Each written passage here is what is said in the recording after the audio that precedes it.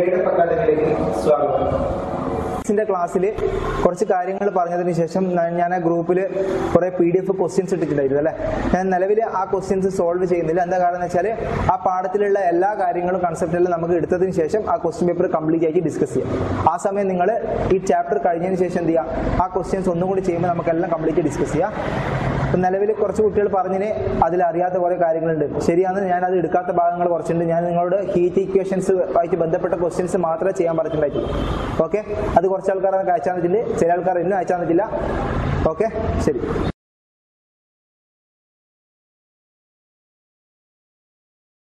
Okay, ഞാനിപ്പോൾ എന്താണ് resistance പറയാൻ പോകുന്ന. റെസിസ്റ്റൻസിന്റെ ഡെഫിനിഷൻ എന്ന് പറയുന്നത്, ഒരു സർക്യൂട്ടിലൂടെ വൈദ്യുതി പ്രവഹിക്കുമ്പോൾ ആ വൈദ്യുതിക്ക് എതിരായുള്ള തടസ്സത്തിന് എന്താ പറയാ, റെസിസ്റ്റൻസ് അഥവാ പ്രതിരോധം എന്ന് പറയാം. The blockage of current done by a material or a circuit when current flows through it.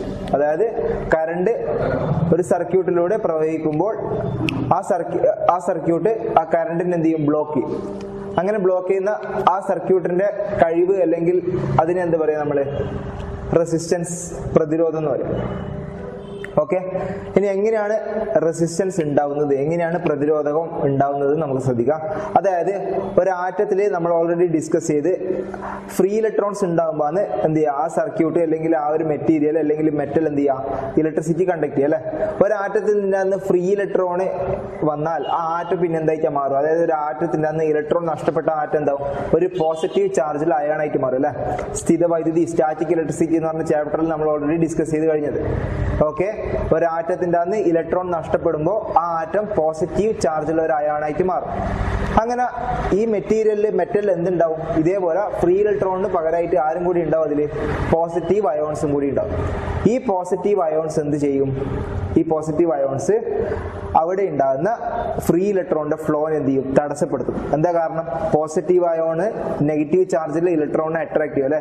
അപ്പോ ഇലക്ട്രിസിറ്റി പാസ് ചെയ്യാൻ സഹായിക്കുന്ന ഫ്രീ ഇലക്ട്രോണിനെ ആര് ബ്ലോക്ക് ചെയ്യാൻ നിൽക്കും, അവിടെയുള്ള പോസിറ്റീവ് ചാർജ് ബ്ലോക്ക് ചെയ്യും. ആ പോസിറ്റീവ് ചാർജ് ബ്ലോക്ക് ചെയ്തതിന്റെ ഫലമായിട്ട് എന്ത് ചെയ്യും, കറണ്ടിന്റെ ഫ്ലോ അവിടെ സ്ലോ ആവും. ഇതിനെ നമ്മൾ എന്താ പറയാ, പ്രതിരോധം അല്ലെങ്കിൽ റെസിസ്റ്റൻസ് എന്ന് പറയാം. ഓക്കെ ആണല്ലോ. അപ്പോ blockage of current in a circuit is called resistance. Resistors അഥവാ പ്രതിരോധകങ്ങൾ സർക്യൂട്ടിൽ രണ്ട് രീതിയിലാണ് കണക്ട് ചെയ്യുക. ഒന്ന് ശ്രേണി രീതിയിലും മറ്റൊന്ന് സമാന്തര രീതിയിലും. Series connection and parallel connection. Resistors are connected in circuits in two manners. First one is series and second one is parallel connection. Okay, എന്താണ് സീരീസ് കണക്ഷൻ, എന്താണ് പാരലൽ കണക്ഷൻ എന്നൊക്കെ ഡിസ്കസ് ചെയ്യുക. അതിനു മുമ്പ് ഒന്നും കൂടി ആലോചിക്കുക, വാട്ട് ഈസ് റെസിസ്റ്റൻസ്, എങ്ങനെയാണ് റെസിസ്റ്റൻസ് ഉണ്ടാവുന്നത്, എങ്ങനെയാണ് റെസിസ്റ്റൻസ് ഉണ്ടാവുന്നത്. യെസ്, ഒരു മെറ്റൽ എടുത്താൽ, നമ്മളൊരു മെറ്റൽ കൺസിഡർ ചെയ്താൽ ആ മെറ്റലിൽ കുറെ എന്തുണ്ടാവും, ഫ്രീ ഇലക്ട്രോൺസ് ഉണ്ടാവും അല്ലെ. ഈ ഫ്രീ ഇലക്ട്രോൺസ് കാരണമാണ് മെറ്റൽ എന്ത് ചെയ്യുന്നത്, ഇലക്ട്രിസിറ്റി കണ്ടക്ട് ചെയ്യുന്നത്. ഓക്കെ ആണല്ലോ. ഫ്രീ ഇലക്ട്രോൺസ് ആണ് ഇലക്ട്രിസിറ്റി കണ്ടക്ട് ചെയ്യാനുള്ള കാരണം. എന്താ, കറണ്ട് എന്ന് പറഞ്ഞ ഡെഫിനിഷൻ തന്നെ എന്താ, flow of free electrons in A uniform direction. സ്വതന്ത്ര ഇലക്ട്രോണുകളുടെ ഒരു ദിശയിലേക്കുള്ള പ്രവാഹത്തിനെയാണ് വൈദ്യുതി എന്ന് പറയുന്നത് അല്ലെ. അങ്ങനെയാണെങ്കിൽ ഈ ഒഴുക്കിനെ നമ്മൾ എന്ത് ചെയ്യുന്നത്, ബ്ലോക്ക് ചെയ്യുന്നത്. ഈ ഒഴുക്കിനെ ബ്ലോക്ക് ചെയ്യുന്നതിന് എന്ത് പറയാ, റെസിസ്റ്റൻസ്. അതായത് blockage of current in a circuit, അതാണ് എന്ത് പറയുന്നത്, റെസിസ്റ്റൻസ്. എങ്ങനെയാണ് റെസിസ്റ്റൻസ് ഉണ്ടാവുന്നത്. യെസ്, ഒരു ആറ്റത്തിലുള്ള ഇലക്ട്രോൺ നഷ്ടപ്പെടുന്ന സമയം ആ ഇലക്ട്രോൺ ഫ്രീ ഇലക്ട്രോൺ നമ്മൾ പറഞ്ഞു അല്ലെ. അതേസമയം ആ ആറ്റത്തിന് നമ്മൾ എന്തായിട്ട് കൺസിഡർ ചെയ്യും, ഒരു പോസിറ്റീവ് ചാർജിൽ അയോണായിട്ട് കൺസിഡർ ചെയ്യും. അപ്പോൾ ഒരു മെറ്റൽ എടുത്താൽ ആ മെറ്റലിൽ ഫ്രീ ഇലക്ട്രോണിന് പുറമെ ആരും കൂടി ഉണ്ടാവും, അതില് കുറെ പോസിറ്റീവ് അയോൺസ് ഉണ്ടാവും. ഈ പോസിറ്റീവ് അയോൺസ് എന്ത് ചെയ്യും, നിലവിലുള്ള ഫ്രീ ഇലക്ട്രോൺസിന്റെ ഫ്ലോനെ എന്ത് ചെയ്യും, തടസ്സപ്പെടുത്തും. എന്താ കാരണം തടസ്സപ്പെടുത്താൻ, പോസിറ്റീവ് ചാർജുള്ള അയോൺസ് നെഗറ്റീവ് ചാർജുള്ള ഇലക്ട്രോണിനെ അട്രാക്ട് ചെയ്യും അല്ലെ. അപ്പൊ എന്താ സംഭവിക്കുക, ആ ഇലക്ട്രോണിന്റെ ഫ്ലോനെ അവിടെ എന്ത് ചെയ്യും, സ്ലോ ആക്കും. ആ സ്ലോ ആക്കുന്നതിന്റെ ഫലമായിട്ടാണ് അവിടെ റെസിസ്റ്റൻസ് എന്ന് പറഞ്ഞ ടേം നമ്മൾ യൂസ് ചെയ്യുന്നത്. ഇനി ഈ റെസിസ്റ്റൻസ് കൂടുമ്പോൾ എന്താ സംഭവിക്കും, ഈ ഇലക്ട്രോണിന്റെ ഫ്ലോ അവിടെ സ്ലോ ആകുന്നു. ആ സ്ലോ ആകുന്ന സമയം എന്ത് സംഭവിക്കും, ആ മെറ്റല് ഹീറ്റ് ആകാൻ തുടങ്ങും, അതായത് ചൂടാവും അല്ലെങ്കിൽ താപം വർദ്ധിക്കും, ആ മെറ്റലിന്റെ താപം വർദ്ധിക്കും. അപ്പൊ റെസിസ്റ്റൻസ് ഇൻക്രീസ് ചെയ്യുന്നതനുസരിച്ച് മെറ്റലിന്റെ ടെമ്പറേച്ചർ എന്ത് ചെയ്യും, ഇൻക്രീസ് ചെയ്യും അല്ലെ. താപനില കൂടി കൂടി വരും. അതിനുള്ള റീസൺ എന്താ, ഫ്രീ ഇലക്ട്രോണിന്റെ ഫ്ലോ അവിടെ സ്ലോ ആകുന്നത്. ആ ഫ്രീ ഇലക്ട്രോണിന്റെ ഫ്ലോ സ്ലോ ആകുന്ന സമയം ഫ്രീ ഇലക്ട്രോൺ അവിടെ തന്നെ എന്ത് ചെയ്യും, വൈബ്രേറ്റ് ചെയ്യും. ഈ വൈബ്രേഷൻ കാരണം ഇലക്ട്രോൺ ഫ്രിക്ഷൻ അല്ലെങ്കിൽ ഇലക്ട്രിക്കൽ വൈബ്രേഷൻ, അങ്ങനെയാണ് ആ ടേം പറയാം, ഇലക്ട്രോൺ ഫ്രിക്ഷൻ അല്ലെങ്കിൽ ഇലക്ട്രിക്കൽ വൈബ്രേഷൻ. ഈ കാരണം കൊണ്ട് ആ മെറ്റൽ എന്ത് ചെയ്യും, ഹീറ്റ് ആവും. ഇപ്പൊ റെസിസ്റ്റൻസ് കൂടുതലുള്ള മെറ്റീരിയൽസിന് കൂടുതൽ ഹീറ്റ് പ്രൊവൈഡ് ചെയ്യാൻ പറ്റും. ഇപ്പൊ നിക്രോം വയർ അല്ലെ, നിക്രോം വയർ എന്ന് പറയുന്ന അലോയ് മെറ്റലാണ്. ആ മെറ്റൽ എന്താ ഹൈ റെസിസ്റ്റൻസ് ആണ്. അതിൽ ഇഷ്ടംപോലെ എന്തുണ്ടാവും, പോസിറ്റീവ് അയോൺസ് ഉണ്ടാവും. ഈ പോസിറ്റീവ് അയോൺസ് കാരണം എന്താ സംഭവിക്കുക, ഫ്രീ ഇലക്ട്രോണിന്റെ ഫ്ലോ കുറയും. ഫ്രീ ഇലക്ട്രോണിന്റെ ഫ്ലോ കുറയുമ്പോൾ ഫ്രീ ഇലക്ട്രോൺ അവിടെ നിന്ന് എന്ത് ചെയ്യും, വൈബ്രേറ്റ് ചെയ്യാൻ തുടങ്ങും. ആ സ്ഥലത്ത് വൈബ്രേറ്റ് ചെയ്യുന്ന സമയം എന്താ സംഭവിക്കുക, കൂടുതൽ ടെമ്പറേച്ചർ അവിടെ തന്നെ എന്ത് ചെയ്യും, കോൺസെൻട്രേറ്റ് ചെയ്യും. അങ്ങനെ നിക്രോം വയർ എന്ത് ചെയ്യും, കൂടുതലായിട്ട് ഹീറ്റ് ചെയ്യാൻ തുടങ്ങും. അപ്പോൾ ഹൈ റെസിസ്റ്റൻസ് ഉള്ള materials provides more heat than low resistive materials. Okay, അപ്പൊ നമ്മൾ റെസിസ്റ്റേഴ്സിന്റെ ഡെഫിനിഷൻ എന്താന്ന് പറഞ്ഞ്, റെസിസ്റ്റേഴ്സ് കണക്ട് ചെയ്യുന്ന രണ്ട് രീതികളാന്ന് പറഞ്ഞു അല്ലെ, സീരീസ് കണക്ഷൻ, പാരലൽ കണക്ഷൻ. പിന്നെ റെസിസ്റ്റൻസിന്റെ സിമ്പിൾ എന്താന്ന് ഓൾറെഡി ഡിസ്കസ് ചെയ്തു. എന്താ സിമ്പിൾ, റെസിസ്റ്റൻസ് സർക്യൂട്ടിൽ എങ്ങനെ റെപ്രസെന്റ് ചെയ്യാം, ഈ രീതിയിൽ അല്ലെ. ഇതാണ് റെസിസ്റ്റൻസ് സർക്യൂട്ടിൽ റെപ്രസെന്റ് ചെയ്യുന്ന മെത്തേഡ്. ഓക്കെ, ഇനി നമ്മൾ റെസിസ്റ്റൻസിന് യൂസ് ചെയ്യുന്ന സിമ്പിൾ ഏതാന്ന് പറഞ്ഞ ആർ അല്ലെ, ആർ ആണ് സിമ്പിൾ. ഇത് സിമ്പിൾ ഓർ മലയാളത്തിൽ എന്താ പറയാ, പ്രതീകം. ഓക്കെ ആണല്ലോ. ഇത് സർക്യൂട്ടിൽ റെപ്രസെന്റ് ചെയ്യുന്ന സിമ്പിൾ അല്ലെ, സർക്യൂട്ട് റെപ്രസെന്റ് ചെയ്യുന്ന സിമ്പിൾ. ഇനി യൂണിറ്റ് എന്താ പറഞ്ഞ, റെസിസ്റ്റൻസിന്റെ യൂണിറ്റ്, യെസ് യൂണിറ്റ് എന്ന് പറയുന്നത് എന്താണ്, ഓം അല്ലെ. ഓം എന്താ റെപ്രസെന്റ് ചെയ്യുന്നത്, ഇങ്ങനെ എഴുതുക.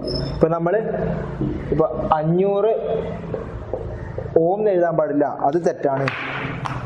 500 ഓം ഇങ്ങനെ എഴുതുന്നത് തെറ്റാണ്. എങ്ങനെ എഴുതുക, 500 ഇങ്ങനെ. ഓക്കെ അല്ലെ, ഈ സിമ്പിളാണ് യൂസ് ചെയ്യുക. ഓക്കെ ആണല്ലോ. അപ്പൊ റെസിസ്റ്റൻസിന്റെ സിമ്പിൾ ഇതാണ്, പിന്നെ സർക്യൂട്ടിൽ റെപ്രസെന്റ് ചെയ്യുന്ന സിമ്പിൾ ഇതാണ്, പിന്നെ നമ്മൾ കണക്കെല്ലാം ചെയ്യാൻ ഉപയോഗിക്കുന്ന സിമ്പിൾ ഇതാണ്. ഈ 3 കാര്യങ്ങൾ ഓർത്ത് വെക്കണേ.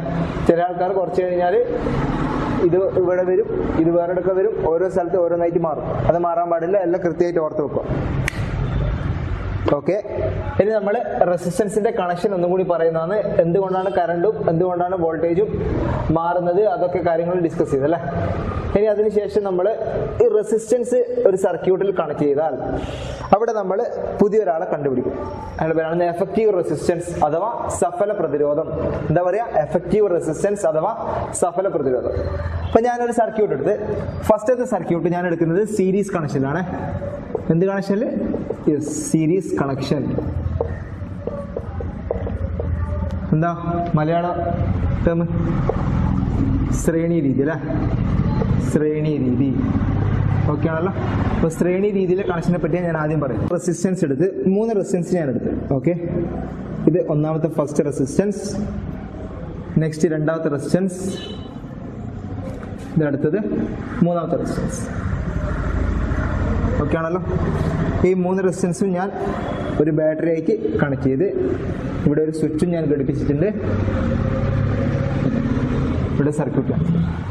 അപ്പൊ റെസിസ്റ്റൻസ് സീരീസിൽ കണക്ട് ചെയ്യാന്ന് വെച്ചാൽ എങ്ങനെ കണക്ട് ചെയ്യേണ്ടത് നമ്മള്, യെസ് ഒരു റെസിസ്റ്റൻസിന് തൊട്ട് പുറകിലായിട്ട് അടുത്ത റെസിസ്റ്റൻസ്, അതിന്റെ അടുത്ത പുറകിലായിട്ട് അടുത്ത്.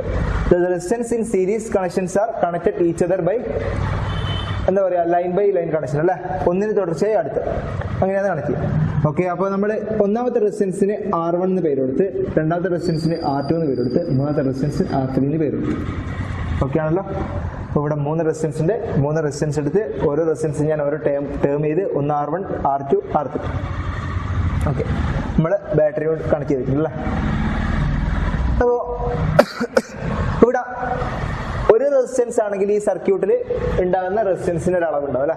അതുപോലെ തന്നെ 2 റെസിസ്റ്റൻസിനാണെങ്കിൽ ഈ 2 റെസിസ്റ്റൻസിനും ഉണ്ടാകുന്ന ഒരു അളവ് വേറെ ഉണ്ടാവും. അങ്ങനെയാണെങ്കിൽ ഈ 3 റെസിസ്റ്റൻസും കൂടി ഒരുമിച്ചിട്ട് അതിന്റെ എഫക്റ്റ് ആയിട്ട് എന്ത് ചെയ്യും, ഒരു പുതിയൊരു എഫക്റ്റീവ് റെസിസ്റ്റൻസ് എന്ത് ചെയ്യും, ഈ സർക്യൂട്ടിൽ ടോട്ടലായിട്ട് കൊടുക്കും അല്ലെ. അതിന് നമ്മൾ പറയുന്നവരാണ് എന്ത് പറയാ, എഫക്റ്റീവ് റെസിസ്റ്റൻസ്. എന്താ പറയാ, effective resistance. Okay, effective resistance അഥവാ സഫല പ്രതിരോധം. എഫക്റ്റീവ് റെസിസ്റ്റൻസ് അഥവാ സഫല പ്രതിരോധം. ഇപ്പോൾ സീരീസ് കണക്ഷനിലുള്ള എഫക്റ്റീവ് റെസിസ്റ്റൻസ് അഥവാ സഫല പ്രതിരോധം എങ്ങനെ കണ്ടുപിടിക്കണം ശ്രദ്ധിച്ചോ. നമ്മളിവിടെ ചെയ്യേണ്ടത്, ഇവിടെ ഉണ്ടാകുന്ന R1, R2, R3 അല്ലെ, 3 ആൾക്കാർ തുടർച്ചയായിട്ടുള്ളത് അല്ലെ സീരീസ് കണക്ഷനിൽ. അങ്ങനെയാണെങ്കിൽ ഈ 3 ആൾക്കാർ എന്ത് ചെയ്യുക, കണ്ടിന്യൂസ് ആയിട്ട് ആഡ് ചെയ്യുക. R1 + R2 + R3.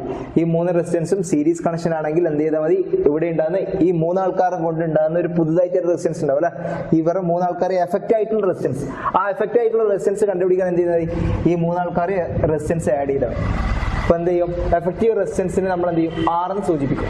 എന്താ എഫക്റ്റീവ് റെസിസ്റ്റൻസിനെ സൂചിപ്പിക്കുന്നത്? ആർ. ഓക്കെ, എഫക്റ്റീവ് റെസിസ്റ്റൻസ് നമ്മൾ സൂചിപ്പിക്കുന്ന ആർ എന്ന് സൂചിപ്പിക്കും. ആർ ഈക്വൽ ടു എന്ത് വരും? R1 plus R2 plus R3. R1 plus R2 plus R3 ചെയ്ത് നമുക്ക് എന്ത് കിട്ടും? ഈ ഓരോ ആൾക്കാർ ആഡ് ചെയ്ത് നമുക്ക് എന്ത് കിട്ടും? ഈ സർക്യൂട്ടിലുള്ള ഈ 3 ആൾക്കാരെയും കൊണ്ടുള്ള എഫക്റ്റീവ് റെസിസ്റ്റൻസ് ആയിട്ടുള്ള R കിട്ടും. ഓക്കെ ആണല്ലോ. ഇനി എങ്ങനെയാണ് ഈ എഫക്റ്റീവ് റെസിസ്റ്റൻസ് ആയിട്ടുള്ള ആറിന്റെ ഇക്വേഷൻ വരുന്നത് നോക്കാം. അതിലുള്ള കാര്യം ശ്രദ്ധിച്ചോ. ഞാൻ പറഞ്ഞ സീരീസ് കണക്ഷനിൽ വോൾട്ടേജിന്റെയും കറണ്ടിന്റെയും കാര്യങ്ങൾ നമ്മൾ ഡിസ്കസ് ചെയ്തല്ലേ. എന്താ സീരീസ് കണക്ഷനിലെ വോൾട്ടേജും കറണ്ടിന്റെ പ്രത്യേകത? യെസ്, വോൾട്ടേജ് ഡിഫറൻറ്റും കറണ്ട് സെയിം അല്ലെ. വോൾട്ടേജ് ഡിഫറൻറ്റും കറണ്ട് സെയിം ആയിരിക്കും. അങ്ങനെയാണെങ്കിൽ ഇവിടെ ഇപ്പം വി എന്ന് പറഞ്ഞ വോൾട്ടേജ് ഉണ്ടെങ്കിൽ ഈ സെല്ല് പ്രൊവൈഡ് ചെയ്യുന്ന വോൾട്ടേജ് വി ആണെങ്കിൽ ഈ R1 എന്ന് പറഞ്ഞ റെസിസ്റ്റൻസിന് അക്രോസ് ആയിട്ടുള്ള വോൾട്ടേജ് V1 ആയിരിക്കും. R2 എന്ന് പറഞ്ഞ റെസിസ്റ്റൻസിന് അക്രോസ് ആയിട്ടുള്ള വോൾട്ടേജ് V2 ആയിരിക്കും. R3 എന്ന് പറഞ്ഞ റെസിസ്റ്റൻസിന് അക്രോസ് ആയിട്ടുള്ള വോൾട്ടേജ് V3. എന്താ കാരണം? ഓരോ റെസിസ്റ്റൻസിനും ഡിഫറെന്റ് വോൾട്ടേജ് ആണ്. In which connection? Series connection. Series കണക്ഷനിൽ വോൾട്ടേജ് ഡിഫറൻറ്റും കറണ്ട് സെയിം. അങ്ങനെയാണെങ്കിൽ ഇവിടെ ഉണ്ടാകുന്ന total voltage V equal to എന്ത് ചെയ്താൽ മതി? ഓരോ ആൾക്കാരെ അക്രോസ് ആയിട്ടുള്ള വോൾട്ടേജ് ആഡ് ചെയ്താൽ മതി അല്ലെ. V1ന്റെ വോൾട്ടേജ് ആഡ് ചെയ്യുക, പ്ലസ് V2ന്റെ വോൾട്ടേജ് ആഡ് ചെയ്യുക, പ്ലസ് V3ന്റെ വോൾട്ടേജ് ആഡ് ചെയ്ത് കിട്ടും സെല്ല് പ്രൊവൈഡ് ചെയ്യുന്ന വോൾട്ടേജ് കിട്ടും. ഓക്കെ ആണല്ലോ. ഇനി നമുക്ക് ഈ ഇക്വേഷൻ എന്തിനാ എഴുതേണ്ട ആവശ്യം? നമുക്ക് എങ്ങനെയാണ് ആ എഫക്റ്റീവ് റെസിസ്റ്റൻസിന്റെ equation R is equal to R1 plus R2 plus R3 വന്നതെന്ന് അറിയണം അല്ലെ. അതിന് വേണ്ടിയിട്ട് ഞാൻ ഈ ഇക്വേഷൻ ഇവിടെ എഴുതിയത്. ഓക്കെ, വിന്റെ നമ്മൾ ഓംസ് ലോ പ്രകാരമുള്ള ഇക്വേഷൻ പഠിച്ചിരുന്നത് V ഈസ് ഈക്വൽ ടു എന്താ പഠിച്ചത്? I ഇൻറ്റു R അല്ലെ. V equal to I into R. അങ്ങനെയാണെങ്കിൽ ഞാനിവിടെ ഇതാ V ഈസ് ഈക്വൽ ടു എന്ത് എഴുതാൻ മതി? I ഇൻറ്റു R എന്ന് എഴുതിയ അല്ലെ. ഈ R എന്ന് പറയുന്നത് എന്തായിരിക്കും? Effective resistance. കാരണം ഈ വോൾട്ടേജിന് അക്രോസ് ആയിട്ടുള്ള കംപ്ലീറ്റ് റെസിസ്റ്റൻസ് ആണ് R എന്ന് പറഞ്ഞ എഫക്റ്റീവ് റെസിസ്റ്റൻസ്. ഈക്വൽ ടു ഇനി V1 എന്ന് പറയുമ്പോൾ എന്ത് വരും? കറണ്ട് സെയിം അല്ലേ, സീരീസ് കണക്ഷനിൽ കറണ്ട് സെയിം. അപ്പൊ ഇവിടെ ഉണ്ടാകുന്ന I തന്നെ ആയിരിക്കും ഇവിടെ ഉണ്ടാവും അല്ലെ. ഇനി ഇവിടെ R എന്ന് എഴുതാൻ പറ്റുമോ? ഇവിടെ ആരും ഉള്ളത് R1 അല്ലെ. അപ്പൊ V1 is equal to IR1 plus ഇനി V2 ഈസ് ഈക്വൽ ടു എന്ത് വരും? IR2 plus V3 equal to IR3. ഇങ്ങനെ വരും. ഓക്കെ ആണല്ലോ. അപ്പൊ IR is equal to IR1 plus IR2 plus IR3 ഇങ്ങനെ വരും. ഇനി ഇതിലുള്ള കോമൺ ആയിട്ട് ആരുണ്ട്? ഇവിടുത്തെ IR ഇവിടെ ഞാൻ അതേപോലെ വെച്ച് IR അതേപോലെ അവിടെ എഴുതി. ഇനി ഈ ഓരോ ഇക്വേഷൻ നോക്കിയാട്ടെ. ഇവിടെ I ഉണ്ട്, ഇവിടെ I ഉണ്ട്, ഇവിടെ ഉണ്ട് അല്ലെ. ഈ I എല്ലാം ഞാൻ കോമൺ ആയിട്ട് ഔട്ട് സൈഡ് ആക്കിയാൽ ഇക്വേഷന്റെ ഉള്ളിൽ വരും R1 plus R2 plus R3 എന്ന് വരും. അങ്ങനെയാണെങ്കിൽ ഇവിടെ ഉണ്ടാകുന്ന I യും ഇവിടെ ഉണ്ടാകുന്ന I യും ക്യാൻസൽ ആകുമ്പോൾ നമുക്ക് ഇക്വേഷൻ കിട്ടും R equal to R1 plus R2 plus R3. ഇങ്ങനെയാണ് നമുക്ക് എന്ത് കിട്ടുന്നത്? Effective resistance when 3 resistance are connected in series. അപ്പൊ എഫക്റ്റീവ് റെസിസ്റ്റൻസ് 3 റെസിസ്റ്റൻസ് സീരീസിൽ കണക്ട് ചെയ്യാനുള്ള എഫക്റ്റീവ് റെസിസ്റ്റൻസിന്റെ equation R equal to R1 plus R2 plus R3 കിട്ടാനുള്ള മെത്തേഡാണ് ഇത്. ഓക്കെ ആണല്ലോ. കണക്ഷൻ അല്ലെ. നെക്സ്റ്റ് അപ്പൊ നമ്മൾ ഡിസ്കസ് ചെയ്യുന്നത് പാരലൽ കണക്ഷൻ. എങ്ങനെയാണ് പാരലൽ കണക്ഷൻ ഒരു സർക്യൂട്ടിൽ കണക്ട് ചെയ്ത് നോക്കുക? പാരലൽ കണക്ഷൻ അഥവാ സമാന്തര രീതി. ഓക്കെ ആണല്ലോ. സമാന്തര രീതി. ഇപ്പൊ സമാന്തര രീതിയിൽ നമ്മൾ നേരത്തെ കണക്ഷൻ ചെയ്തതിനേക്കാളും ചെറിയൊരു മാറ്റം, നമ്മൾ സീരീസ് കണക്ഷനേക്കാളും ചെറിയൊരു മാറ്റം. എന്താ ശ്രദ്ധിച്ചോ? ഓരോ റെസിസ്റ്റൻസും പരസ്പരം എന്ത് ചെയ്യും? സമാന്തരമായിട്ട്. ഇപ്പൊ ഇവിടെ ഒന്നാമത്തെ റെസിസ്റ്റൻസ് ഇത് ഒരു റെസിസ്റ്റൻസ് ആണെങ്കിൽ അടുത്ത റെസിസ്റ്റർ ഈ വരുന്ന റെസിസ്റ്റൻസിന് സമാന്തരമായിരിക്കും. അപ്പൊ എങ്ങനെ വരും? ഇത് ഇങ്ങനെയല്ലേ വരിക? റെസിസ്റ്റൻസിന് പാരലൽ ചെയ്ത്. ഇനി അടുത്ത റെസിസ്റ്ററോ ഇങ്ങനെ. ഇതിനെ നമ്മൾ എന്താ പറയാ? പാരലൽ കണക്ഷൻ വരിക. അപ്പൊ നോക്കിയാട്ടെ, ഓരോ റെസിസ്റ്റൻസും പരസ്പരം parallel. Each resistors are parallel to each other. Then I am denoting first resistor as R1, second as R2 and next third as R3. And these 3 resistors are connected with a cell of voltage V and also a connection with the switch. Okay. നമ്മൾ നേരത്തെ കണ്ടുപിടിച്ച പോലെ തന്നെ ഇവിടെ എന്ത് കണ്ടുപിടിക്കണം? Effective resistance അല്ലെ. ഇപ്പോ ഈ 3 റെസിസ്റ്റേഴ്സ് കാരണം ഈ സർക്യൂട്ടിൽ ടോട്ടൽ ആയിട്ട് എഫക്റ്റ് ആയിട്ട് എന്തുണ്ടാവും? പുതിയൊരു റെസിസ്റ്റർ ഉണ്ടാവും, പുതിയൊരു റെസിസ്റ്റൻസ് ഉണ്ടാവും. ആ റെസിസ്റ്റൻസിന് നമ്മൾ പറയുന്ന പേരാണ് എഫക്റ്റീവ് റെസിസ്റ്റൻസ്. ആ എഫക്റ്റീവ് റെസിസ്റ്റൻസ് എത്രയാണെന്ന് കണ്ടുപിടിക്കണം. ഇപ്പോ പാരലൽ കണക്ഷന്റെ പ്രത്യേകത എന്തായാലും ഇവിടെ ആരാണ് സെയിം ആരാണ് ഡിഫറെന്റ്? വോൾട്ടേജ് സെയിം അല്ലേ? പാരലൽ ഓരോ ആൾക്കാർക്കും ഓരോ വോൾട്ടേജ് ഉണ്ടാവില്ല, എല്ലാവർക്കും എന്തായിരിക്കും സെയിം വോൾട്ടേജ് ആയിരിക്കും. പക്ഷെ കറണ്ട് എന്താണ് ഡിഫറെന്റ്.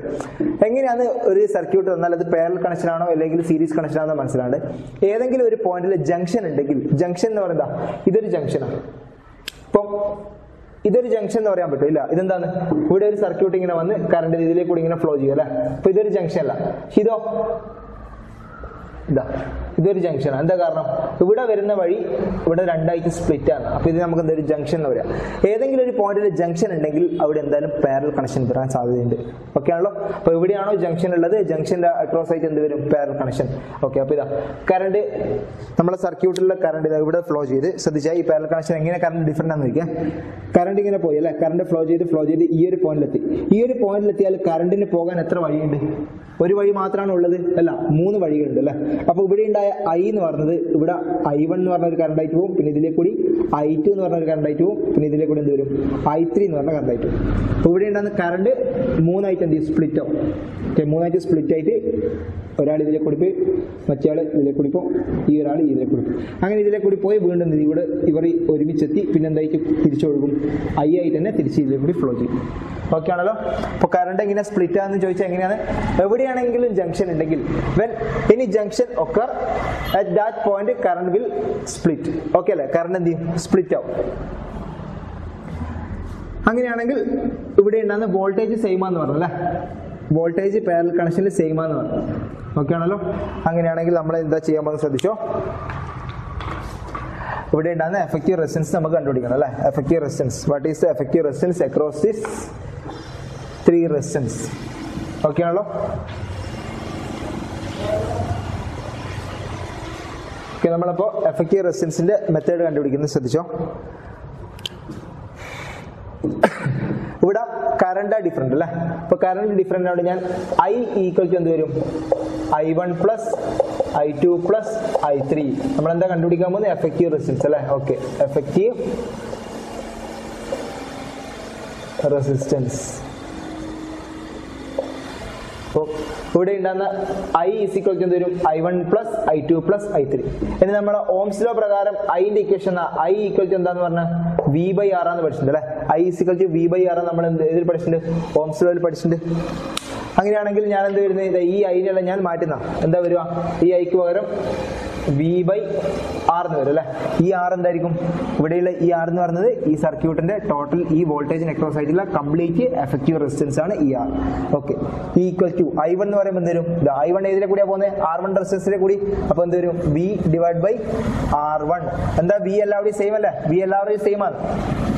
പ്ലസ് ഇനി I2 എന്ന് പറഞ്ഞതോ V/R2 പ്ലസ് I3 എന്ന് പറഞ്ഞതോ V/R3. ഓക്കെ ആണല്ലോ? അങ്ങനെയാണെങ്കിൽ നമ്മൾ ഇവിടെ കോമൺ ആയിട്ട് ആരുണ്ട്? എല്ലാവരുടെയും V കോമൺ അല്ലേ. V/R ഈക്വൽ ടു, ഞാൻ ഇവിടെയുള്ള V നെ കോമൺ ആയിട്ട് എടുത്താൽ equal to 1/R1 plus 1/R2 plus 1/R3. ഈ വിയും ക്യാൻസൽ ആകുമ്പോൾ 1/R equal to 1/R1 plus 1/R2 plus 1/R3. ഇതാണ് ഇക്വേഷൻ വരാം. അപ്പൊ effective resistance of resistors which are connected in parallel in a circuit is 1/R is equal to 1/R1 plus 1/R2 plus 1/R3. ഇതാണ് equation വരും. Okay ആണല്ലോ?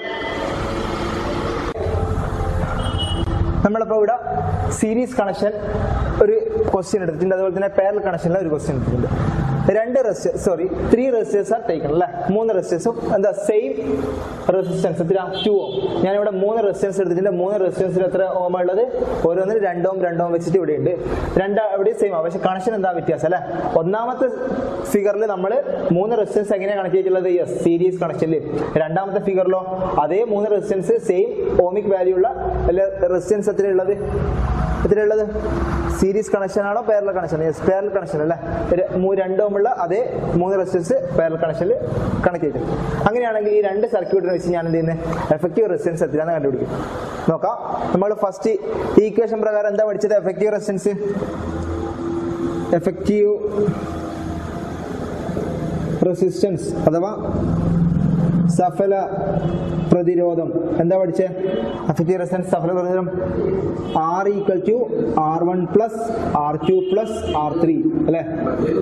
R equal to R1 ഒന്നാമത്തെ റെസിസ്റ്റൻസിന്റെ എത്രയാ? Yes 2 ohm plus രണ്ടാമത്തെയോ 2 ohm plus മൂന്നാമത്തെയോ 2 ohm. അങ്ങനെയാണെങ്കിൽ 2 plus 2 plus 2 എന്ത് കിട്ടും? അവസാനം നമുക്ക് 6 ഓം ആൻസർ കിട്ടും. അതായത് എഫക്റ്റീവ് റെസിസ്റ്റൻസ് എത്ര കിട്ടുക? R ഈക്വൽ ടു 6 ഓം. ഇതാണ് നമ്മുടെ ഉത്തരം. ഓക്കെ അല്ലേ? R ഈക്വൽ ടു 6 ഓം. ഇപ്പൊ സീരീസ് കണക്ഷനിൽ കിട്ടിയ എത്ര? 6 ഓം. ഇനി നെക്സ്റ്റ് ഞാൻ എടുക്കുന്നത് പാരലൽ കണക്ഷൻ ആണ്. നോക്കാം പാരലൽ കണക്ഷനെ പ്രത്യേകം ശ്രദ്ധിച്ചോ. നമ്മൾ മൂന്നാൾക്കാരുണ്ട് അല്ലെ?